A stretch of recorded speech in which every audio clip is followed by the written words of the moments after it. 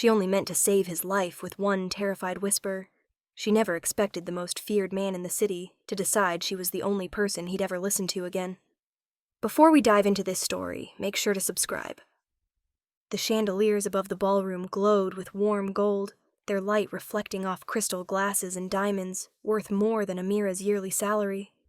The charity gala was a world she only ever entered in a black apron, balancing silver trays and trying not to slip on polished marble. She'd been running on adrenaline for hours, smiling politely at people who didn't notice her, dodging impatient hands, listening to conversations about mansions and yachts, while she tried to remember if rent was due this week or next. But beneath the glamour was a tension she couldn't name, a hum in the air that felt like a storm gathering behind velvet curtains. Amira paused at the edge of the ballroom, adjusting the tray of champagne flutes in her hands. She scanned the crowd out of habit, one of the first skills she'd learned in a room full of powerful, unpredictable people. That's when she saw him. A man in a tailored black suit standing near the center of the room like he belonged there more than the chandelier above him.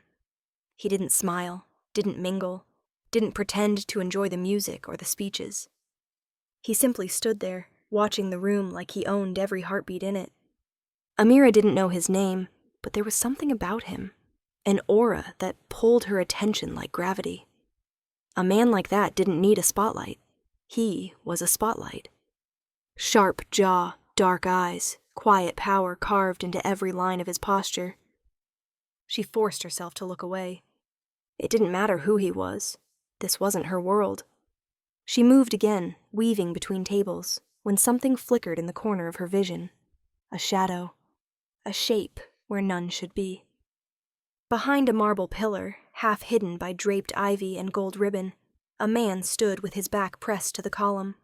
His hand was low, concealed by the tablecloth draped nearby. Too concealed. Amira slowed, her breath hitched. Between the gap of the curtain and the pillar, she saw it. A gun. Black metal. Raised. Aimed. Her tray wobbled, a flute tipped. She barely caught it. "No," she breathed. Her eyes snapped to the target. The man in the black suit. The one who looked too calm for this room. The one who felt like a storm disguised as a person. He had no idea. Time fractured. The tray in her hands blurred. The music faded. Every thought in her mind dissolved into a single, instinctive command. Move.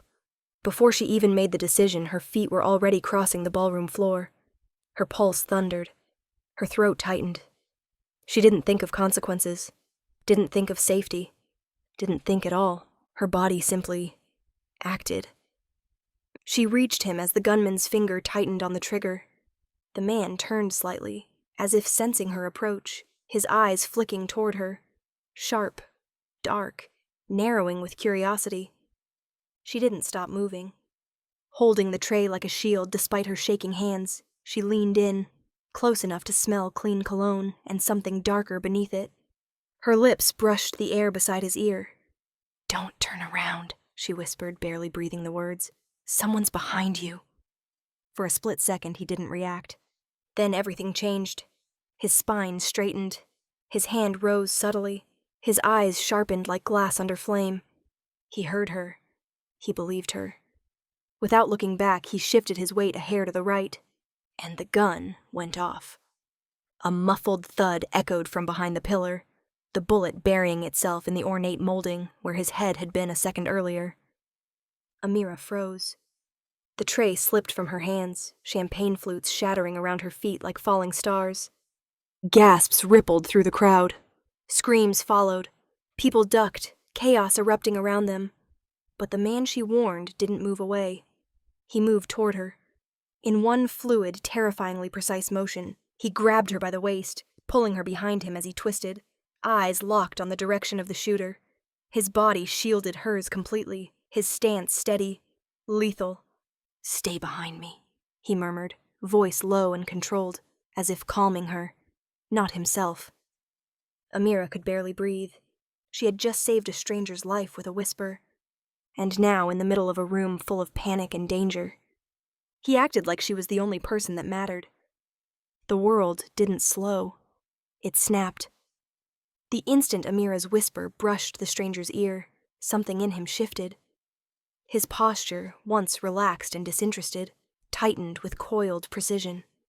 His eyes, dark, unreadable, sharpened into something feral, something focused, like he'd been waiting his whole life for a warning exactly like hers. He didn't turn, he didn't speak, he didn't doubt her. He simply moved. A subtle tilt of his head, a half step to the side, a shift in his spine so slight it looked accidental.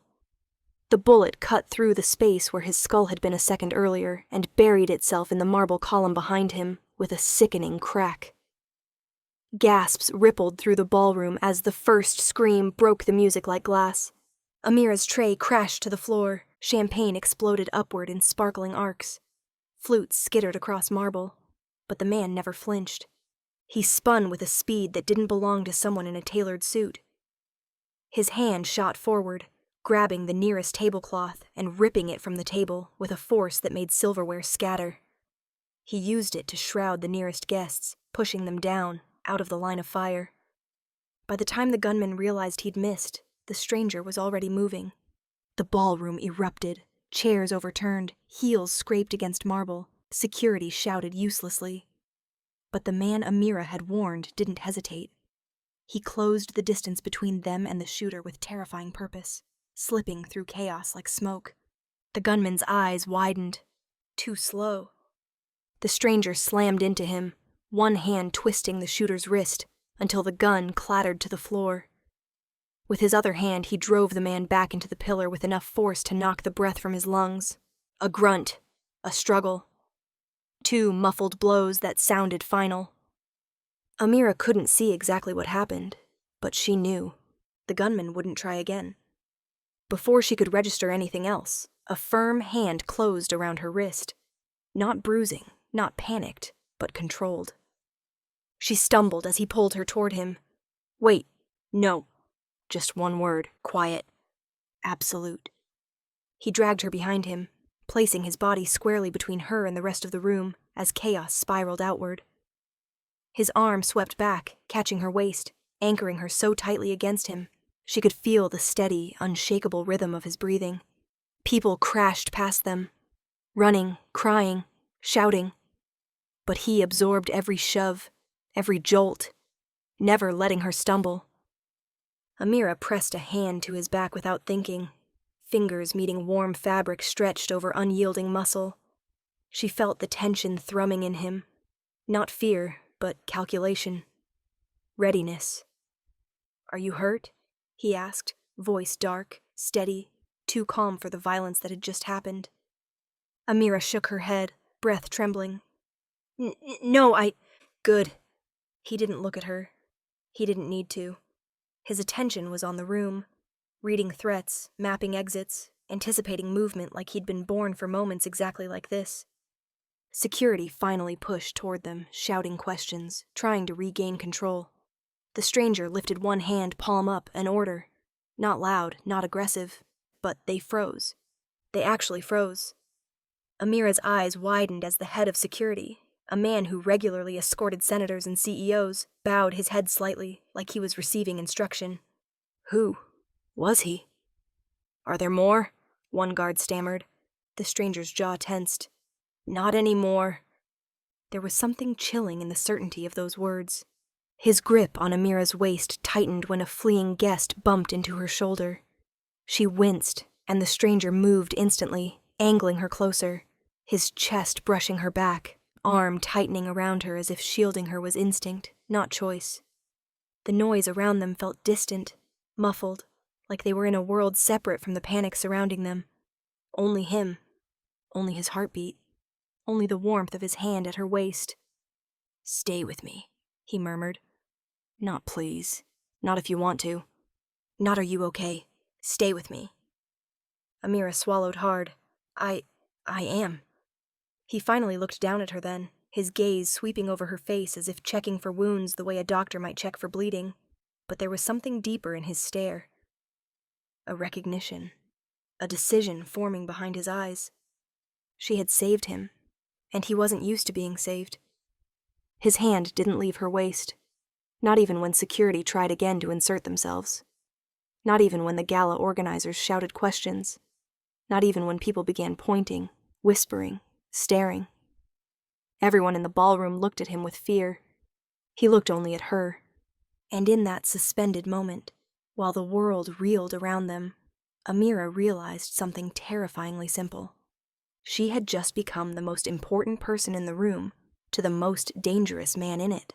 The ballroom had finally calmed, at least as much as a room full of shaken elites could calm after witnessing a shooting, but Amira felt anything but steady. She stood beneath one of the crystal chandeliers, wrapped in the stranger's jacket, surrounded by trembling guests and frantic murmurs. But he wasn't trembling. He wasn't murmuring. He wasn't even pretending to check if he was okay. He was staring at her, unmoving, unblinking, undivided. Dark eyes fixed on her as though she were the only thing in the room worth paying attention to. The only thing worth worrying about. The man who had just dodged a bullet like it was nothing. Seemed more shaken by her whisper than by the attack itself. A security commander approached cautiously, nodding his head with deference that looked shockingly out of place. "Mr. Moretti, the police are on their way." Amira's heart skipped a beat. "Mr. Moretti?" She turned toward the man she'd warned, confused, but froze when she saw the others bow their heads slightly as they approached him. Not respectfully, not politely, fearfully. Her stomach dropped. Raphael Moretti. That name she knew. Everyone knew. In the news online, whispered behind closed doors. The city's most untouchable, most ruthless, most respected criminal power. A walking ghost story, a shadow draped in Armanian blood. She had warned him. He didn't look at the security commander. Didn't acknowledge the officials circling like anxious moths. His full attention was still locked onto Amira, as if he couldn't hear anything but her breathing. When she stepped back, overwhelmed, he tilted his head like she'd done something unexpectedly fascinating. Not wrong. Not insulting. Just curious. "Raphael," one of the security men murmured. "We need to evacuate you." "No." Raphael didn't raise his voice, didn't even blink. Not yet. But the refusal hit like a gunshot. The man who'd spoken nodded immediately, stepping back without protest. They were afraid to push him, afraid to upset him, afraid to question him. Amira's pulse hammered in her ears. "You're Raphael Moretti," she whispered. He didn't smile. Not exactly, but something in his expression shifted, a shadowed amusement mixed with something sharper. A predator noticing its prey isn't running. "Does that frighten you?" he asked softly. She swallowed hard. "Should it?" His jaw tightened, not with anger, but with a seriousness that felt too heavy, too intimate. "For most people," he said, "yes." But his gaze dropped, drifting slowly over her face as though memorizing it. Not in a crude way, not like a man undressing a woman with his eyes. He looked at her like she was a code he'd been handed without warning, one he fully intended to decipher. "You're not most people, though," he added, voice low. Amira's throat tightened. "You don't know me." He stepped slightly closer, just enough to make the air around him feel warmer, heavier. "You whispered a warning into the ear of a man you didn't recognize. You risked your life for a stranger." His eyes flicked down to her trembling hands. "You think I haven't been watching you since?" She stiffened. "Since when?" "Since the second I realized your voice was the reason I'm standing here alive." There it was again, that unwavering focus, the intensity that made everyone else back away but pulled her in. She shouldn't have stepped closer. She shouldn't have looked up at him. She definitely shouldn't have let the question slip out. "Why are you looking at me like that?" Raphael's breathing changed, barely noticeable, but enough. "Because," he said quietly, "in a room full of enemies, men who owe me favors, men who fear me, men who would kill for me, you're the only person who didn't want anything from me." He reached out, not touching her, but lifting a hand near her face, as if testing whether she'd flinch. She didn't. He noticed. "And that," he murmured, "is something I don't let out of my sight." Her pulse thundered against her ribs. People around them kept their distance, watching Raphael out of the corners of their eyes, terrified to approach him. But the danger radiating from him wasn't aimed outward. It was focused entirely, intensely, on her. Amira had saved the most feared man in the city with a whisper, and as he examined her with that dark, consuming stare, she realized something even more dangerous. He wasn't afraid of anything, except letting her walk away. The valet brought Raphael's car around, a sleek black machine that looked like it could outrun bullets, and Amira realized something unsettling. Everyone was waiting for him to leave. No one breathed until he moved.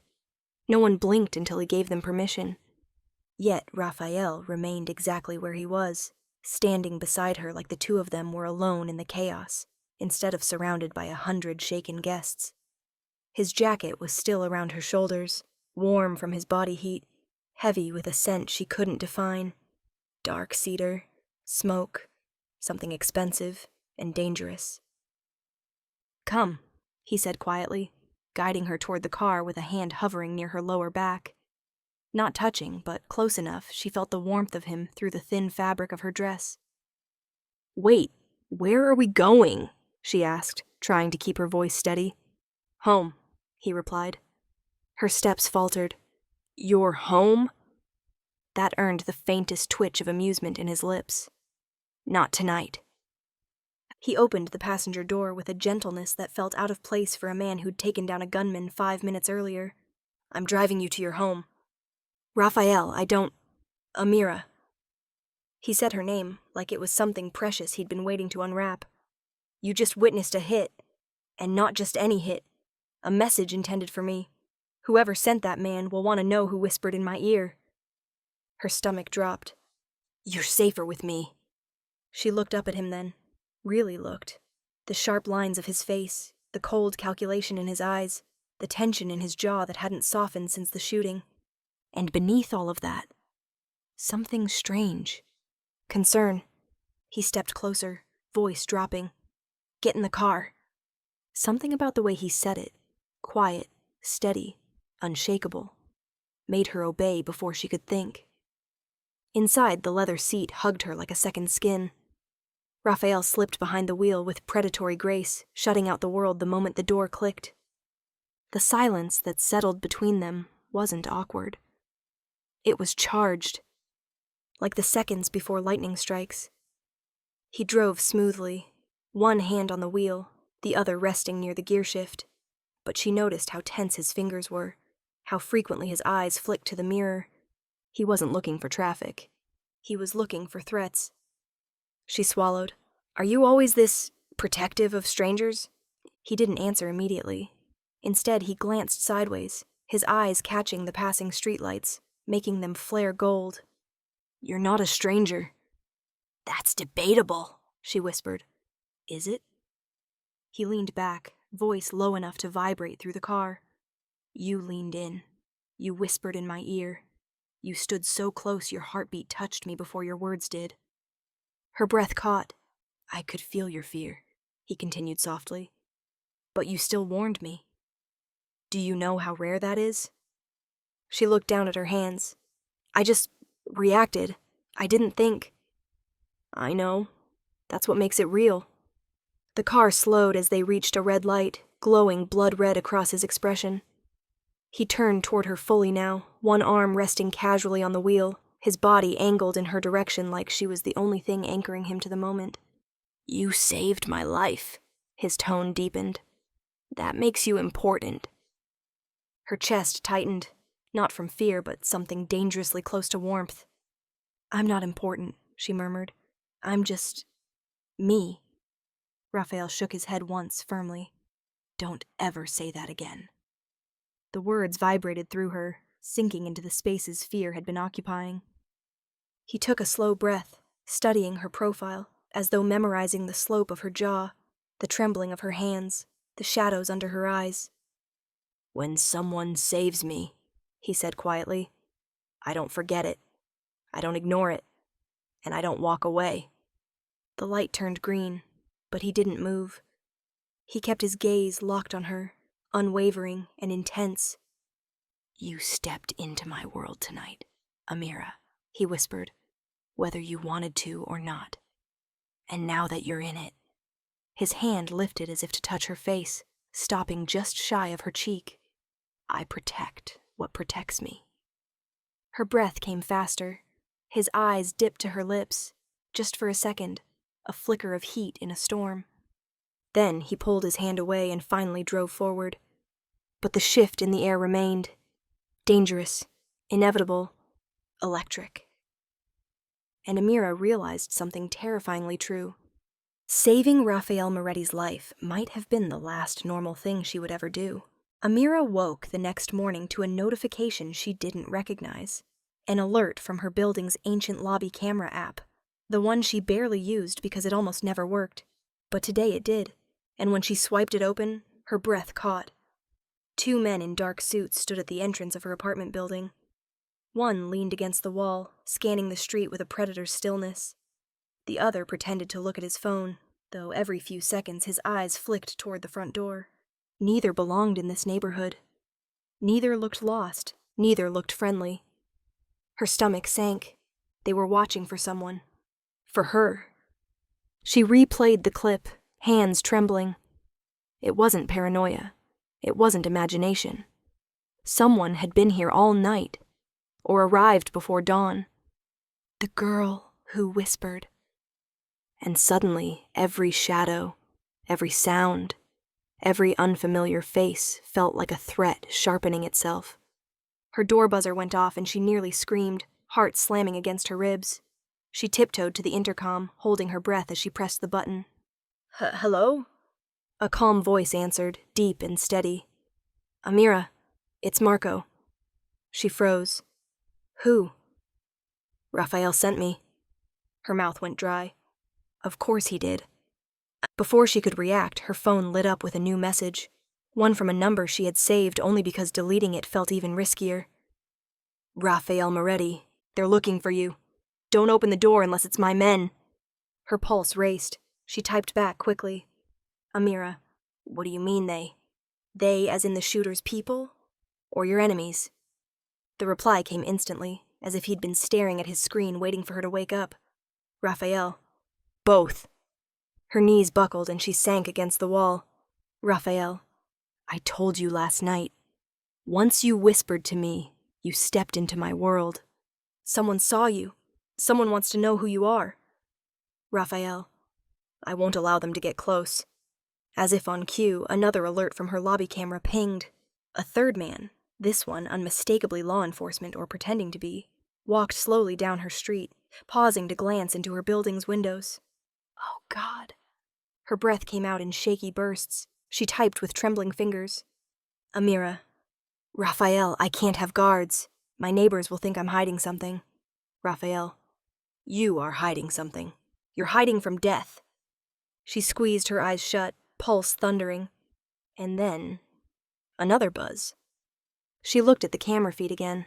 This time it wasn't the suited men that made her grip the phone tighter. It was the car, black, silent, sleek as a panther.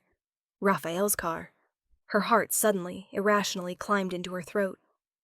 She whispered to the empty apartment. He didn't. But he had. He stepped out of the car an instant later, wearing a tailored coat, dark gloves, and an expression carved from granite. Power moved with him, smooth and unquestionable, the kind that made people avert their eyes before realizing they'd done so. The 2 suited guards straightened the moment they saw him. He barely glanced at them. His eyes lifted, finding the exact window of her apartment, as if he felt her watching. And then he did the most terrifying thing of all. He smiled. Not a friendly smile. Not a reassuring smile. A knowing one. A smile that said, "You're mine to worry about now." Moments later, her buzzer rang again. She pressed the intercom with shaking hands. "Amira." His voice was low, threaded with impatience and something darker. "Let me up," she swallowed. "Raphael, you can't just—" "Amira," he repeated softly, dangerously. "If I have to break the door, I will. Please don't make me." Her pulse stuttered at the word please, not because it sounded gentle, but because it sounded like a boundary crossed. A warning dressed as courtesy. She buzzed him in. His footsteps up the stairwell were slow, measured, echoing through the silence like a countdown. When he reached her floor, she barely had time to step back before he appeared in her doorway. Clean lines, cold eyes, a storm wearing a suit. Her breath caught. "You shouldn't be here," she whispered. His gaze flicked over her, still in yesterday's shirt, hair messy from sleep, fear still clinging to her skin. "I should be exactly here," he corrected. "My enemies are hunting for the girl who whispered." He stepped inside without waiting for permission. "And I intend to make sure the only person who finds you is me." She hugged herself, heart hammering. "Why are you doing this? I didn't mean to. I just reacted." Raphael closed the distance between them slowly, deliberately, until he stood close enough that she could feel the heat of his body through the air. "You reacted," he murmured, "and that reaction saved my life." His voice dropped to something dangerous. "That makes you a target." Then softer. "And it makes you mine to protect." The words shouldn't have steadied her.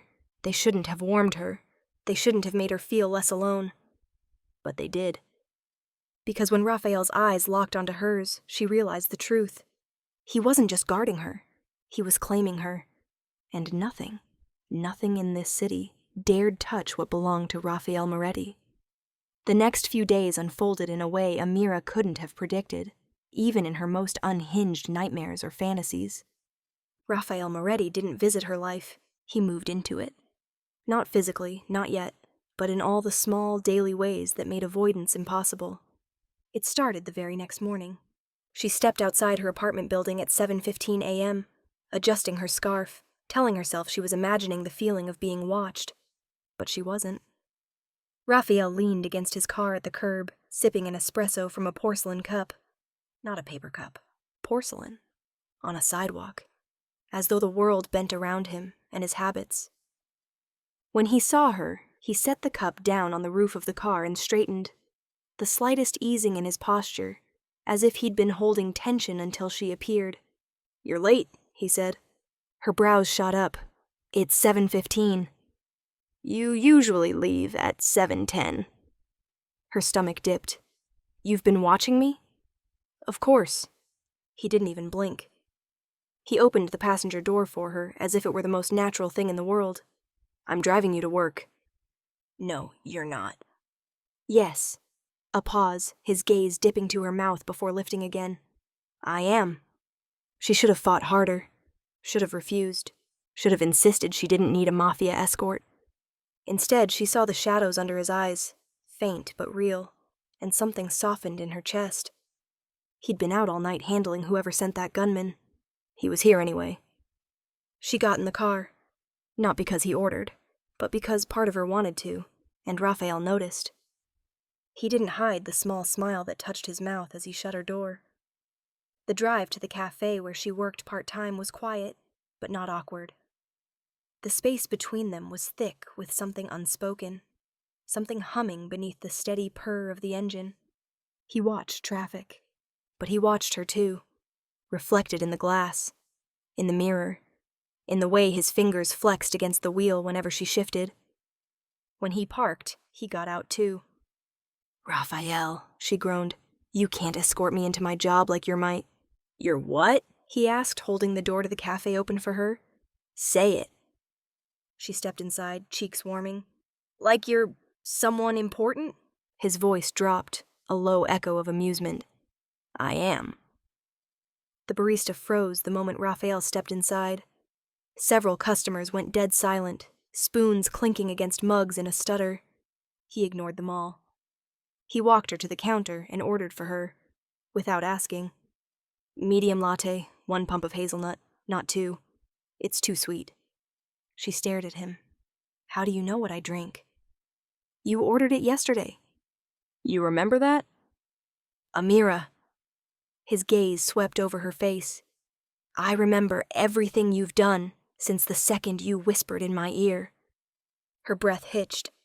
He paid the entire cafe's tab with a casual flick of his card. then guided her to a corner table. "Sit." "I'm working," she reminded. "In 5 minutes," he said calmly. "Sit, drink your coffee." She sat, against her better judgment, against logic, against every rule she'd lived by since she moved to this city. Worse, she liked it. She liked the way he leaned forward, forearms on the table, watching her sip her drink like it was the most fascinating thing he'd ever seen. She liked the way his voice softened when he asked, "Did you sleep?" as though her rest mattered to him more than his vengeance. She liked the way he asked about her family, her favorite food, the places she'd lived. Not rapid-fire interrogation, gentle, careful curiosity. She wasn't used to someone wanting her story, but Raphael wanted it. He drank in every detail like he was mapping her, cataloging her, claiming her. "You're learning too much about me," she whispered at one point. "I told you." His voice was calm, but edged with something deeper. "You saved my life. That makes you important." "You keep saying that. And I'll keep saying it until you believe it."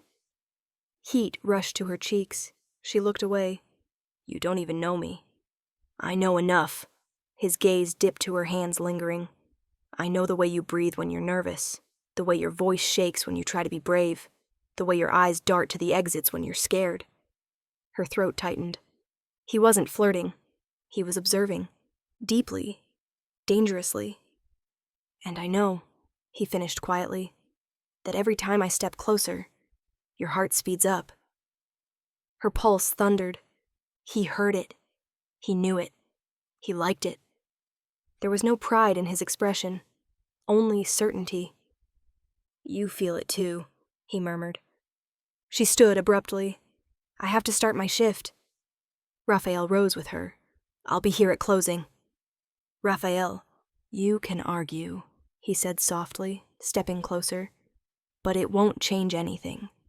You're under my protection now." Her breath stilled as his hand brushed, only brushed, her elbow, a touch too fleeting and too intimate at once. "And Amira," he added, voice a whisper that curled down her spine.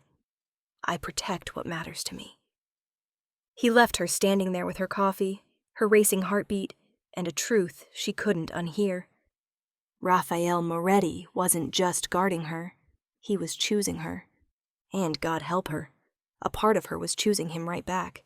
The night it happened, the sky hung low and heavy, thick with the promise of rain. A warning whispered in the air. Amira stayed late at the cafe, wiping down tables long after closing, trying to convince herself she wasn't waiting for him. But she was. Raphael always came. Sometimes he stayed outside leaning against his car, sometimes inside at her corner table, sometimes at the counter pretending to read the newspaper. But he always showed up, always watched her walk safely to his car, always drove her home. Tonight she stepped out into the cool night air and there he was, standing beneath a street lamp, coat open, tie loosened, looking like the kind of danger the dark itself bowed to. When he saw her, the tension in his shoulders eased instantly, replaced with that quiet, claiming intensity she was beginning to crave against her will. He didn't ask how her day was. He didn't ask if she was ready to go home. He simply reached out, took her hand, and said, "Come." Not a command, a vow. They walked the short distance to his car, his fingers brushing against hers with every step. The air felt charged, as if the night itself was holding its breath. But as they rounded the corner, Raphael's grip suddenly tightened. Too tight. He pushed her back into the shadows, his arms snapping around her waist as he murmured, "Don't move." Amira barely had time to inhale before she heard it. A metallic click, a low hiss of breath, a whisper of footsteps behind them. Someone was there, someone waiting. Raphael turned his body fully toward her, shielding her from view as he pressed her gently against the wall, pretending to adjust her coat. His voice brushed her ear in a velvet thread. "Stay behind me, no matter what." Then everything happened at once. A figure lunged from the darkness, a blade glinting beneath the streetlight. Raphael moved like a man born from violence. He caught the attacker's wrist mid-swing, twisting with lethal precision. A grunt, a crack, a cry. Amira couldn't follow the movements, only the sound of impact and the terrifying grace with which Raphael dismantled another man's intent to kill. The attacker staggered back, clutching his broken wrist, snarling through clenched teeth. "You should have died at the gala, Moretti." Raphael struck again before the sentence finished. A sharp blow to the ribs, a knee to the thigh. The man collapsed, breathless. But Raphael wasn't done. He delivered a final, brutal strike that sent the attacker crumpling to the pavement. The kind of force that didn't come from anger alone, but from a promise broken. When the man lay unconscious, Raphael exhaled slowly, knuckles split, breathing steady. He didn't look at the attacker. He looked only at her. "Are you hurt?" His voice was low, controlled, threaded with something raw. Amira shook her head, eyes wide. "No, I'm okay." Now he stepped closer, cupping her face with blood-stained hands so carefully she could cry. "He didn't touch you." "No." "Good." The word came out strangled, like relief was a taste he wasn't used to swallowing. Only then did he turn away, pulling out his phone with a coldness that sent a shiver through her. "Marco. Pick up. Now." Within minutes, a black SUV pulled up. Raphael dragged the attacker inside, giving orders she couldn't fully hear, but his tone left no doubt. Whatever happened next wouldn't be merciful. Yet, despite the violence lingering on his skin, despite the blood drying on his knuckles, he came back to her immediately, as if drawn, as if compelled, as if protecting her was the only instinct left in him. His arm slid firmly around her waist, anchoring her to his side. "We're leaving," he murmured, his breath warm against her temple. "You're not walking alone at night ever again." She swallowed hard. "Raphael, that man tried to kill you." His grip tightened. "He tried to kill us." Her pulse stuttered. "Us." She should have been terrified of him. This man who could break another person with his bare hands. This man who treated violence like a language he spoke fluently. Instead, she felt the safest she'd ever felt. And Raphael knew it. She saw the truth in the way he looked at her. Dark, protective, dangerous in a way that wasn't aimed at her, but for her. When he lifted her chin so she met his eyes, his voice was barely a whisper. "They'll keep coming for me." A pause.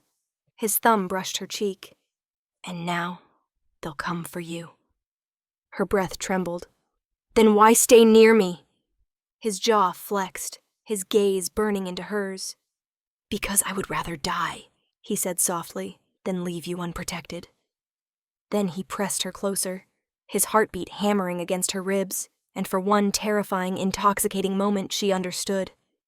Raphael Moretti wasn't just defending her. He was falling for her, and the city would drown in blood before he let her go. Amira never imagined silence could feel heavy, like a weight settling over a room, but in Raphael's penthouse, silence wasn't empty. It thrummed. It watched. It breathed. She sat curled at the far end of his leather sofa, wrapped in a blanket he'd draped around her shoulders himself. The city glittered beyond the floor-to-ceiling windows, but Raphael wasn't looking at the skyline. He was looking at her. He stood near the window in a half-shadow, jacket discarded, shirt sleeves rolled up, the bruises on his knuckles stark against pale skin. His eyes were darker than the night outside, unreadable, fixed on her like she was a question he couldn't stop asking. Amira pulled the blanket tighter, trying to steady her breathing. "You should get that looked at," she murmured, nodding toward his hand. He didn't respond, didn't even glance at it. Instead, he spoke with a sharp honesty that made her spine straighten. "You're afraid." Her breath hitched. "Shouldn't I be?" "You're afraid of what I did," he corrected softly. "But not of me." He moved closer, not looming, not intimidating, just stepping into the glow of a floor lamp so she could see his face clearly. And what she saw made her chest tighten. Not rage, not coldness, not the ruthless mask he wore with the world, but something raw, unshielded, vulnerable in a way she hadn't imagined Raphael Moretti could be. He dragged a hand through his hair, exhaling hard. I don't bring people here, he admitted. Not friends, not allies, not women. His jaw clenched. He looked almost conflicted. You're the only person in this city, he continued quietly, who's seen me fight and didn't run. I didn't exactly have a chance to run, she whispered. He shook his head slowly. No, you chose not to. The room felt warmer suddenly, the air thicker. Raphael moved again, stopping right in front of her, close enough that she felt the heat radiating off him. He knelt. Actually knelt. The Mafia boss everyone feared dropped to one knee on the rug in front of her, leveling himself with her like she was royalty, and he was offering a vow. I trust no one, he said, each word deliberate. Not my underboss, not my lieutenants, not the men who've taken bullets for me. His gaze locked onto hers, unblinking, intense. But you... Her pulse stuttered. You whispered once, Raphael murmured, voice roughened by something unnameable. Just once. And I listened as if your voice were the only truth in the room. He lifted a hand, slowly giving her time to pull away, but she didn't. His fingertips brushed her cheek, feather-light, reverent. Now, he breathed, I listen to every breath you take. The confession hit her like a shockwave. Raphael, her voice cracked, startled by the overwhelming vulnerability in his tone. I don't understand why. I just warned you. Anyone would have... No.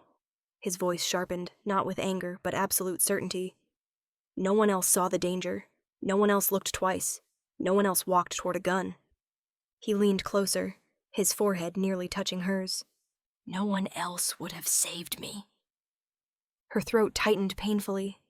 But why does that mean you trust me? Because, he whispered, your instinct wasn't survival. It was protection. His thumb traced along her jaw, slow and devastating. And people don't protect me, Amira. They fear me. They obey me. They betray me. Something dark flickered in his eyes. But they never guard me.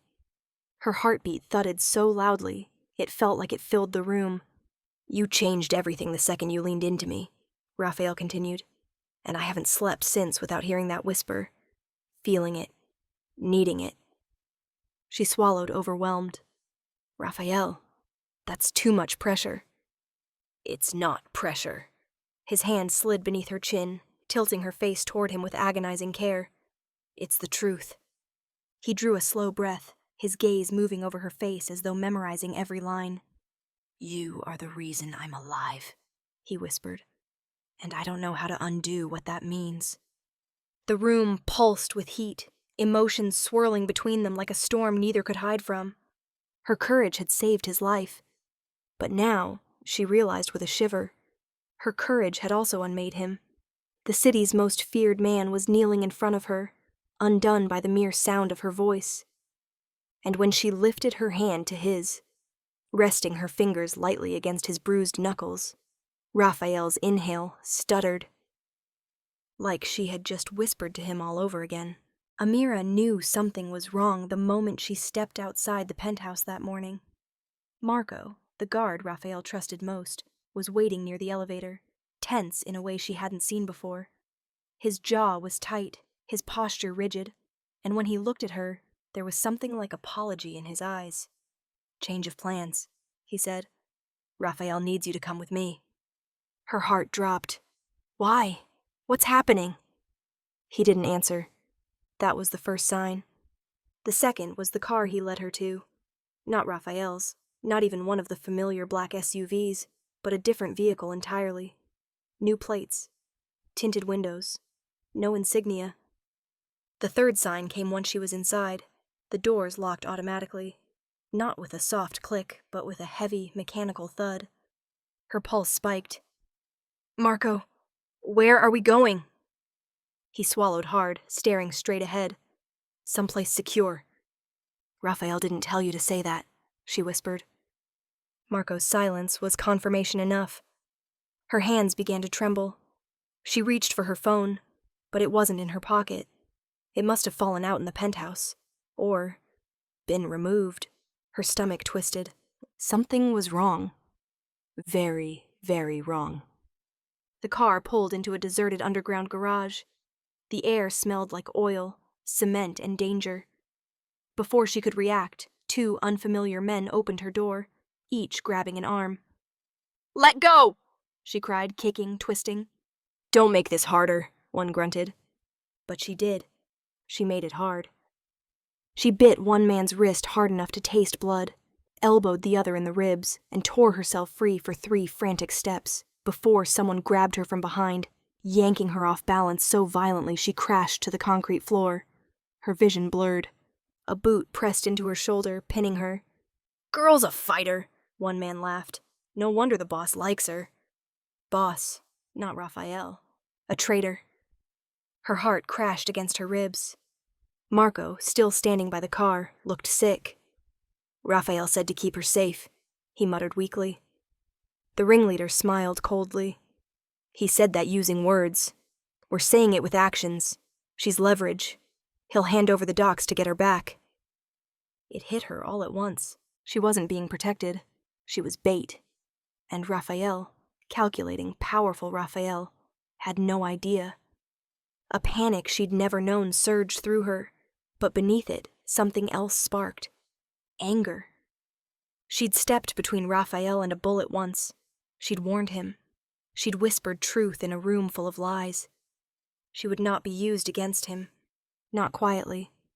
She drove her heel back into the man pinning her, hard. He shouted, stumbling, and she scrambled to her feet, sprinting toward the ramp. She made it 10 steps. A gun cocked behind her. "Move again, and you die." Her breath froze. The traitor stepped forward, smirking. "Now be a good girl," and the lights exploded. Not figuratively, literally. Every bulb in the garage shattered at once, plunging them into darkness as glass rained from above. A shadow dropped from the ceiling. A scream ripped through the garage. The man with the gun never finished his sentence. The shadow became a shape. The shape became a man. The man became a storm. Raphael. Not the polished version who brought her coffee. Not the man who knelt in front of her whispering confessions. This was the other Raphael. The real Raphael. The one the city feared like a myth. He moved with horrifying precision. Silent. Fast. Lethal. Bone cracked. Someone gurgled. Another man hit the cement so hard the ground shook. The traitor tried to run. Raphael caught him by the collar and slammed him into a pillar with a sound that made Amira flinch. "You touched her," Raphael snarled, voice thick with a darkness she'd never heard. "You used her." He punched the man so hard she swore the air shook. "You made her afraid." Another punch. "You put your hands on her." Another. "You thought I wouldn't find out?" The man crumpled to the ground, wheezing. Raphael drew a blade. Amira stepped forward on instinct. "Raphael, stop." His head snapped toward her, breath ragged, chest heaving. The blade lowered by inches. "Amira," he rasped, voice cracking in a way that broke her. He crossed the distance in 3 strides, grabbing her face in his hands. "Are you hurt?" "No," she whispered, shaking. "But you—" His forehead pressed to hers, a tremor running through him. "I was wrong. I trusted the wrong men. I should have never let you out of my sight." "You didn't know." His hands tightened. "I should have. Because you're the only thing in my world I cannot lose." Her breath hitched.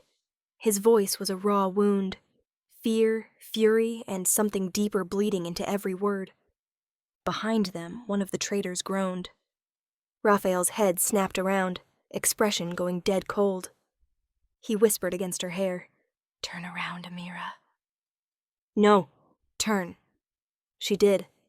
She didn't see what Raphael did next, but she heard it, the finality of it, the promise inside it, a promise signed in blood. When he returned to her, his hands still shaking, his voice was nothing but gravel and devotion. "No one," he murmured, cupping her jaw with a blood-stained hand, "will ever use you against me again." And in that moment she understood. This wasn't protection anymore. This was possession. This was wrath. This was love carved into darkness. And Raphael Moretti had just declared a war for her. The gala glittered with gold and noise, champagne laughter, orchestra music, diamonds catching light like sharp-edged stars. It was a room full of power, lies, and people who smiled with their teeth the way wolves did. Amira had no business being here. Not alone. Not unescorted. Not in a dress Raphael had sent her with a note that said nothing but, wear it. She should have turned around the minute she stepped out of the car. She should have gone home, disappeared, melted into her old life and pretended none of this ever happened. But she didn't. Instead, she stepped into the ballroom and felt the eyes. Not because she was beautiful, though she looked like something precious in sapphire silk, but because everyone in this world had heard the rumor. The girl who saved Raphael Moretti with a whisper. The woman he pulled out of a trap with blood on his hands. The one person he didn't let die. She felt the awareness sweep over her like a tide. She kept her chin high, refusing to crumble under the weight of it. Raphael wasn't with her tonight. Intentionally. I want to see who tries to approach you first, he'd said. She didn't know if it was protection or possession. Maybe both. She made it exactly 3 minutes before a stranger approached. He was slick and polished the way men in suits who thought they owned the world usually were. Handsome, confident, with a smile that expected her to smile back. Well, well, he drawled, stepping into her space without being invited. You must be the famous Whisper. Amira stiffened. Excuse me?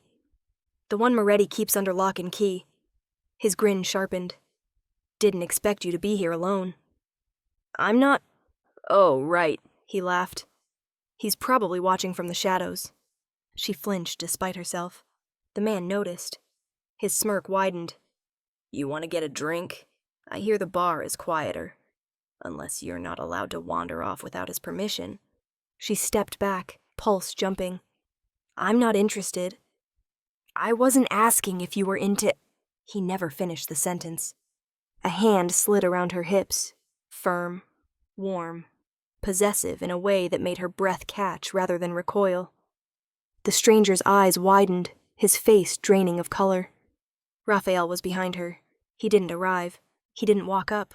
He was just there, like the dark had formed around her and given him shape.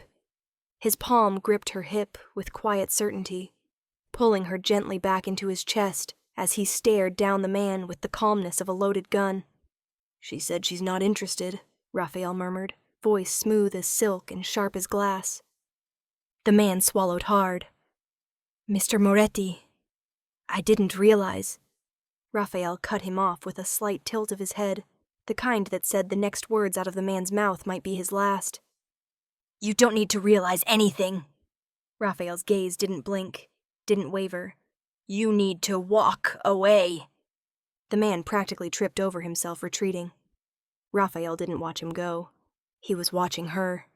His hand slid higher on her waist, fingers splaying like he was reminding her, and everyone else, exactly who she belonged to tonight. You came here alone, he said quietly, voice dipping lower, and every man in this room saw it. I'm not fragile, she whispered, tilting her head to meet his eyes. No, he agreed softly. You're lethal. Her lips parted. Raphael leaned in until his breath brushed the shell of her ear, intimate enough to make her shiver. But understand this, he said, his voice a dark vow. You saved my life. You are the only person in this city who has ever done that. And that makes you mine. He said it with the calm certainty of a man who never needed to raise his voice to make the world tremble. Amira felt the shift. Inside her. Around her. Between them. The last time he said something like that, she had flinched, looked away, pretended she didn't feel the gravity of his words. But not tonight. Tonight she lifted her chin, placed her hand over the one he had on her waist, and looked straight into his eyes. I know, she whispered. Raphael's breath stopped, just for a second. Just long enough to reveal how deeply her acceptance cut into him. His hand tightened at her hip. The room around them buzzed with whispers, fear, curiosity, envy, but Amira didn't hear any of it. There was only Raphael. Only the man the city feared. Only the man whose pulse she could feel through his grip. And for the first time, she didn't run from his claim. She stood in it, owned it, returned it. Raphael exhaled shakily, a sound no one else would have noticed, but she felt it. Felt it all the way through her. He lowered his forehead to hers, voice a raw confession wrapped in darkness. "Finally," he whispered, "you're looking at me." And she realized she wasn't afraid of him. She was afraid of how deeply she already belonged to him.